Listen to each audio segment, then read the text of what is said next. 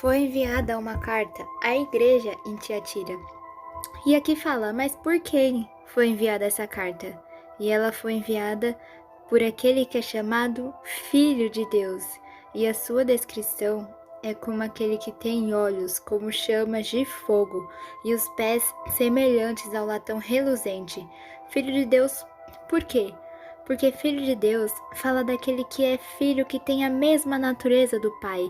Ele tem a sua mesma natureza, mas o filho, ele é de tal forma distinta que o filho é subordinado ao pai. Então, Jesus, filho de Deus da mesma natureza, por isso filho único, unigênito, e o primeiro filho, porque Jesus morreu na cruz e nos fará também filhos de Deus e nos fez na cruz. E aqui é essa natureza que ele tem como filho, é a mesma natureza de Deus, mas ele ainda é distinto por ser subordinado ao seu pai. Também fala que os seus olhos são como chamas de fogo. Chamas de fogo por causa da percepção profunda que Jesus tem de todas as pessoas.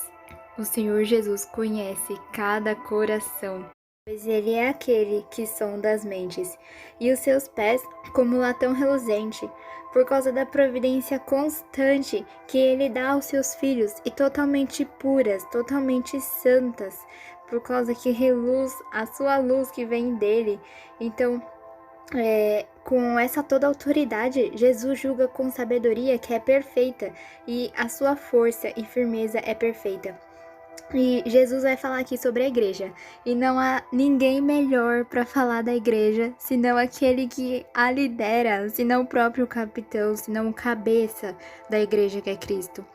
Por quê? Porque Jesus é o que está mais familiarizado com os assuntos da igreja e a maneira como cada um dos seus filhos dentro da sua casa procedem, porque Cristo conhece a igreja além daquilo que está dos olhos humanos, mas ele conhece e prova as intenções do coração. E ele vai falar de maneira honrosa de Tiatira. Eles tinham caridade, eles realmente faziam bem aos homens, eles faziam bem tanto aos homens dentro da casa, que é a casa da fé, porque não existe você amar Jesus e não amar o seu irmão, mas eles também, tanto numa caridade geral, a todos os homens, eles os amavam.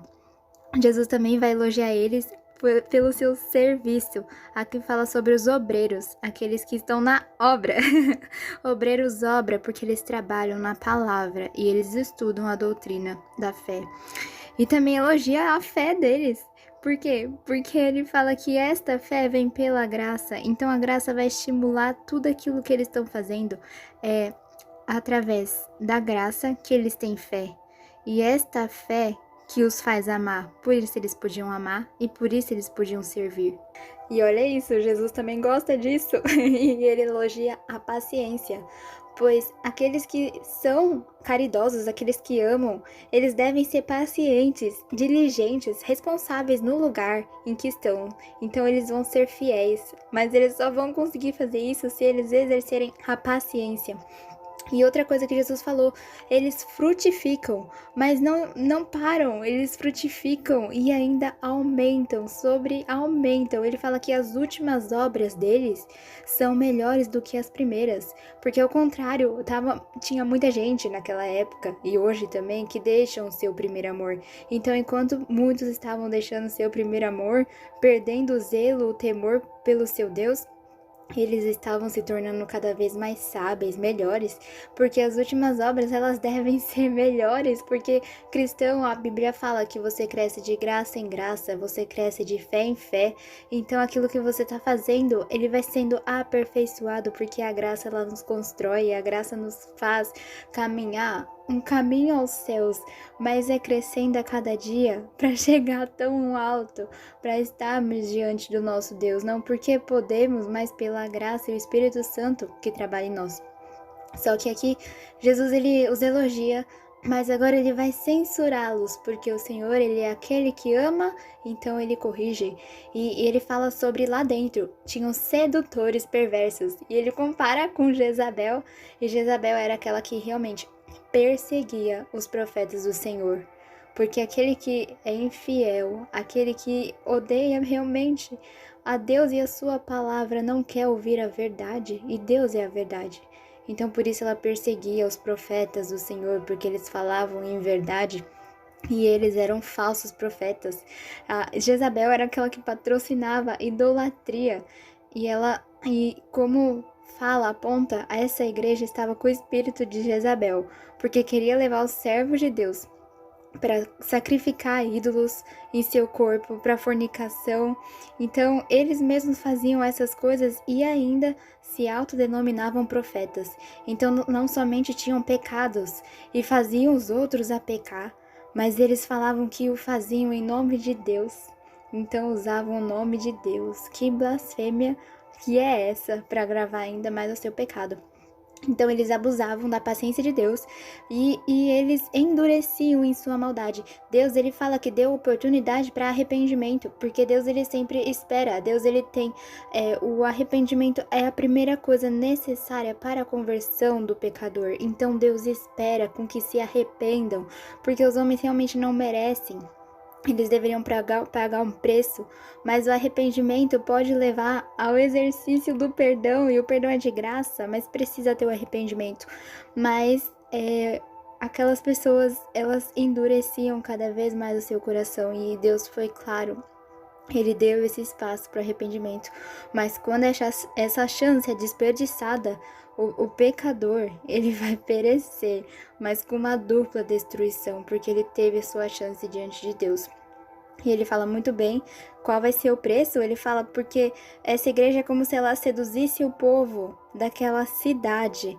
Então, eles tinham ali dentro pessoas que blasfemavam do seu Deus. Mas Deus fala para a igreja, Deus fala corrigindo a igreja.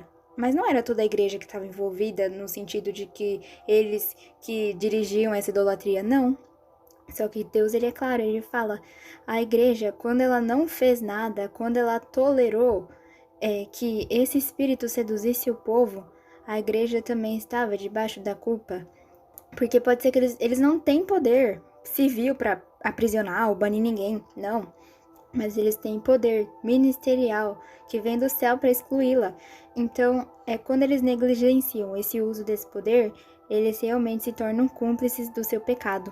Nessas coisas haverá o castigo, porque Deus é justo, ele é justiça, então a sua justiça impera. Deus, ele esperou o tempo e a sua misericórdia ela é tão extensa que Deus dá a cada um a oportunidade, mas eles não se arrependeriam e não iriam se arrepender, pois cada vez mais eles estavam endurecendo seu coração.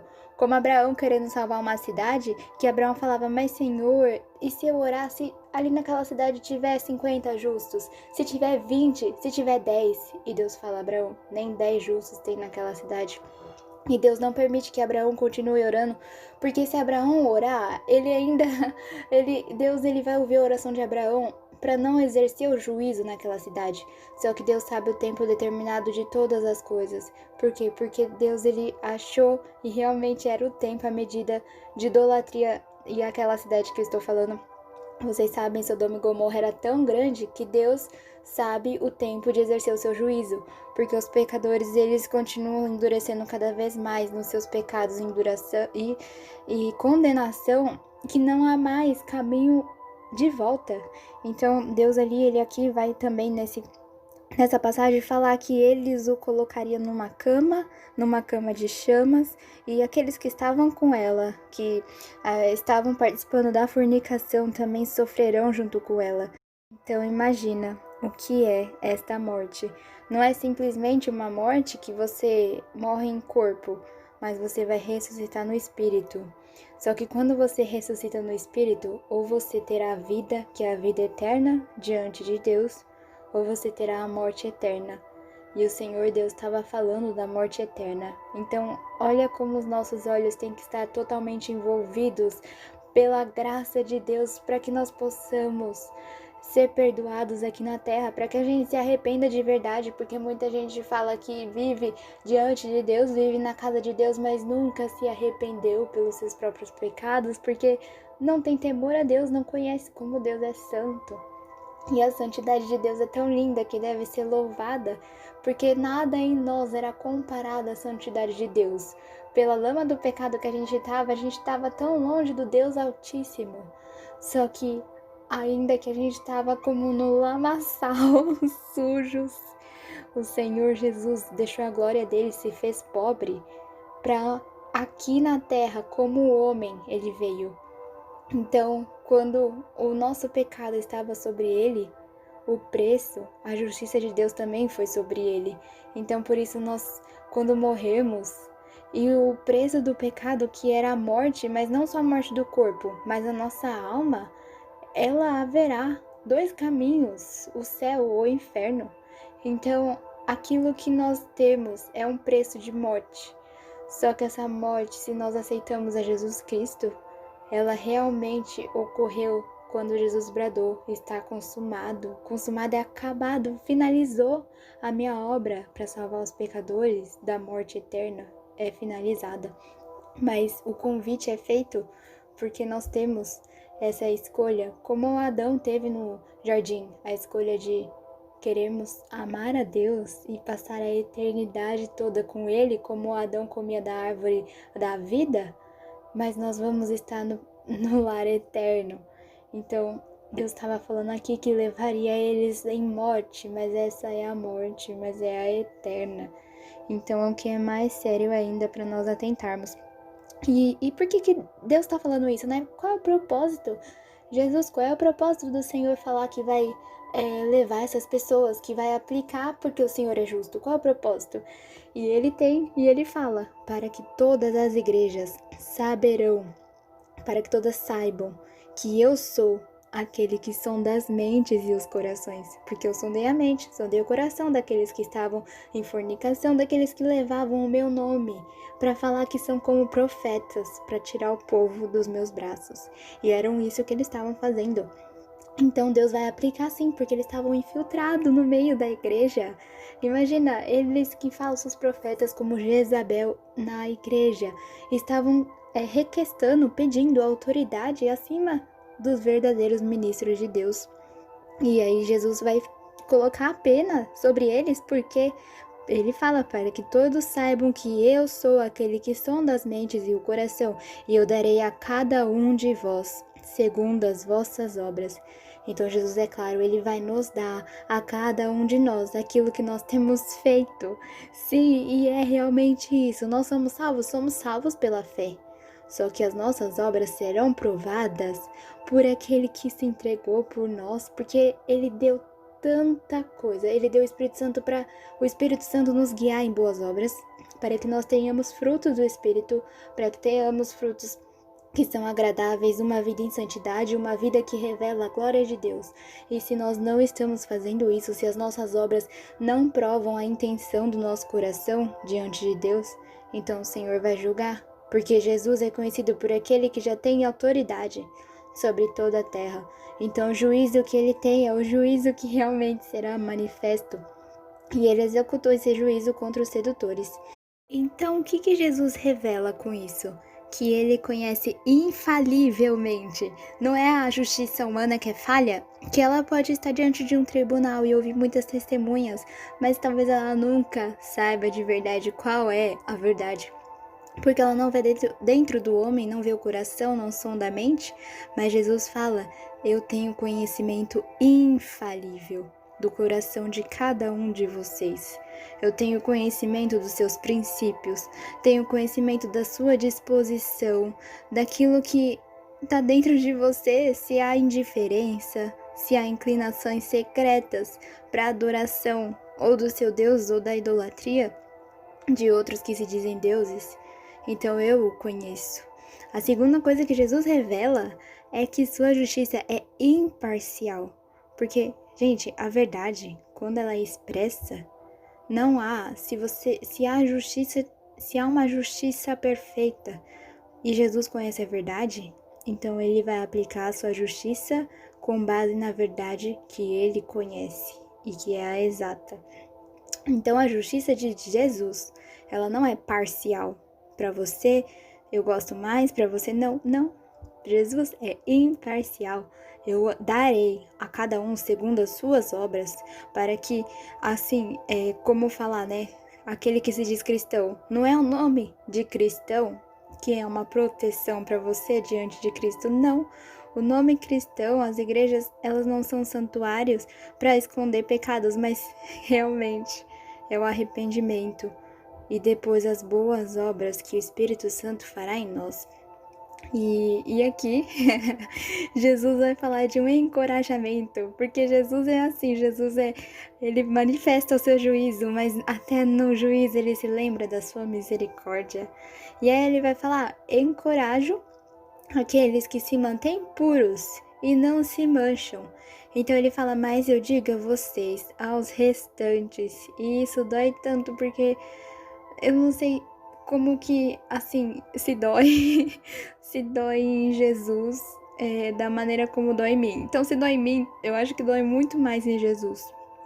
Mas o coração de Deus quer todos os homens diante dele. Jesus, ele veio para salvar o mundo.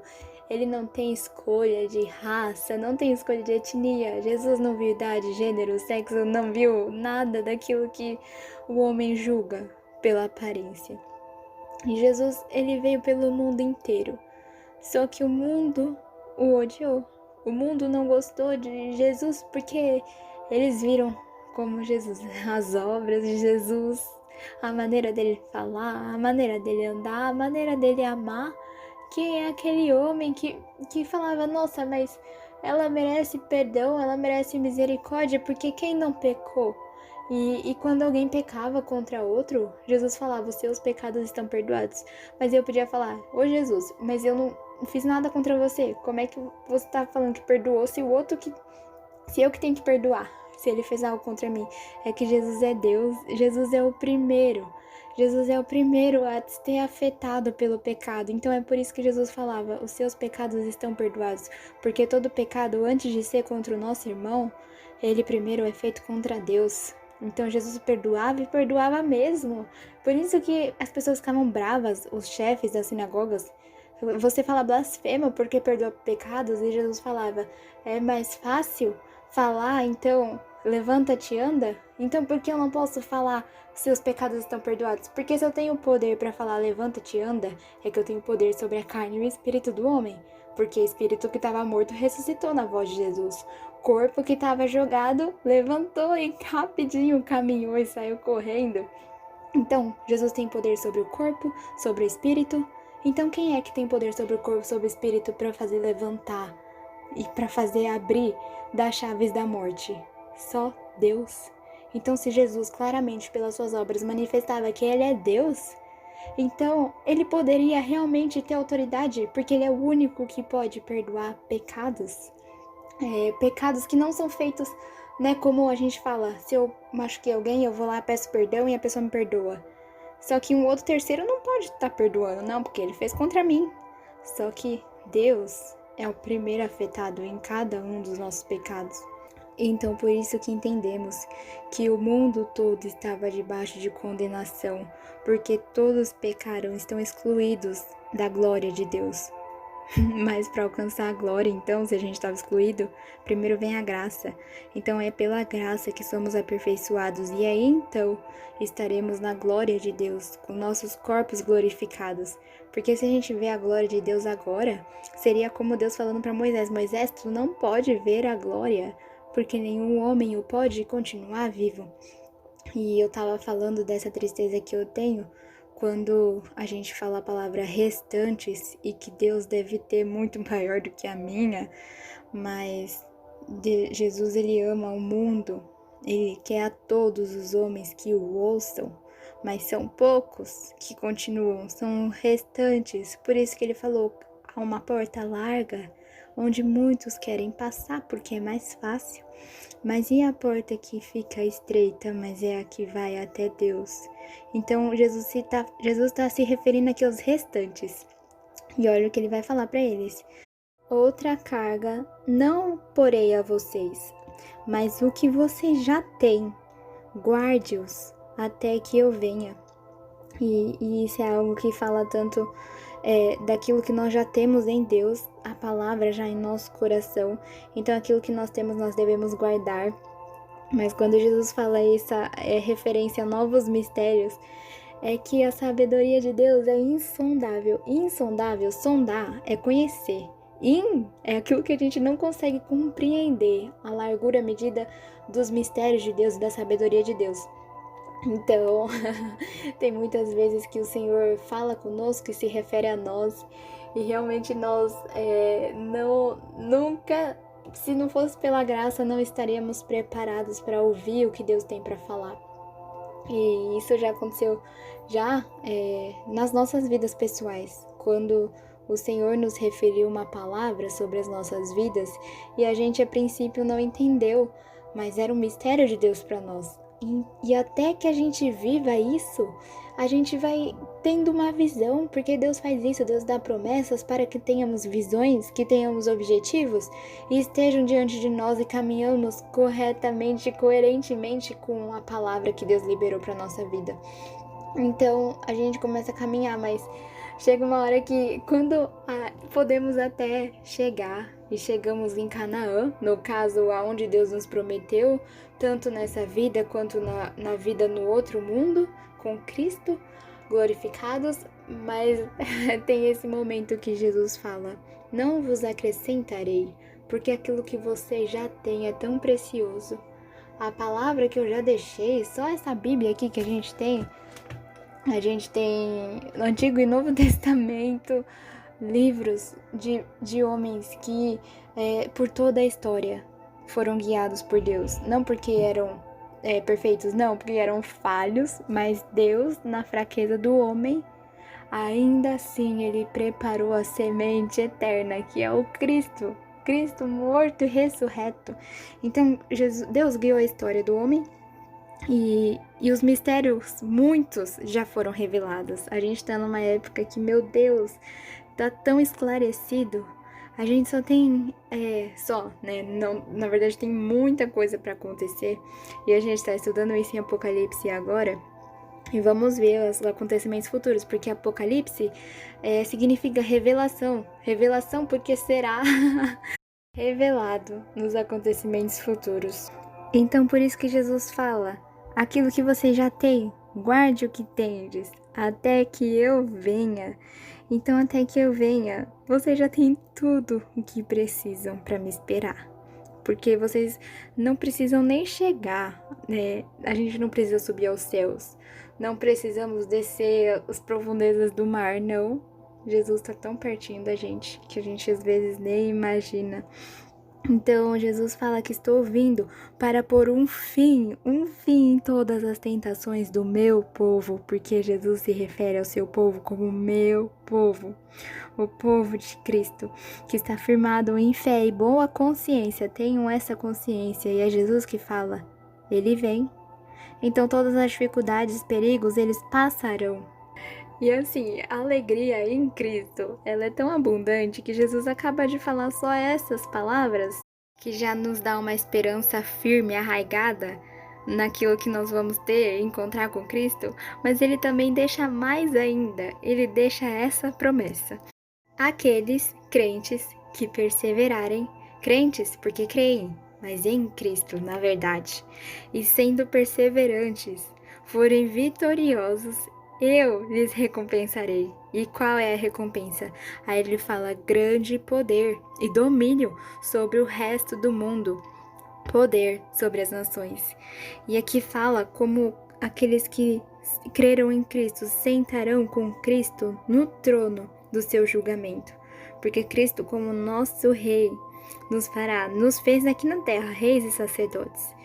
Mas lá, quando Cristo estiver julgando, nós vamos nos unir a Ele. Por quê? Porque Cristo é justiça. Ele condena e entrega o castigo aos seus inimigos. E quantos nessa terra não foram perseguidos? Por isso Cristo fala: leve a sua cruz. Mas a perseguição, por isso que é o peso da glória. Aqui na terra haverá perseguição, sim. Mas quando Cristo sentar no seu trono para julgar toda a terra, nós estaremos do seu lado. Então os retos terão domínio sobre toda a terra. E outra coisa que o Senhor Jesus promete: conhecimento e sabedoria adequados a esse domínio, porque a justiça, reinar com Cristo, ela exige conhecimento e sabedoria sobre-humana. É por isso que nós vamos ser transformados em Cristo, por isso que fala lá, eu lhes dar-lhe-ei a estrela da manhã. Estrela da manhã é Cristo, porque ele traz o dia dentro de si. A luz é ele, a luz da graça, da glória. Aquilo que ele tem dentro de si é a perfeita sabedoria e luz para nós, os homens. Então, para que nós possamos estar preparados para esse estado de dignidade e domínio, nós vamos ter a Cristo, que é a manhã da ressurreição, da nossa ressurreição e da sua ressurreição. Então, diante de todas essas coisas, Cristo fala: quem tem ouvidos para ouvir, ouça o que o Espírito diz às igrejas.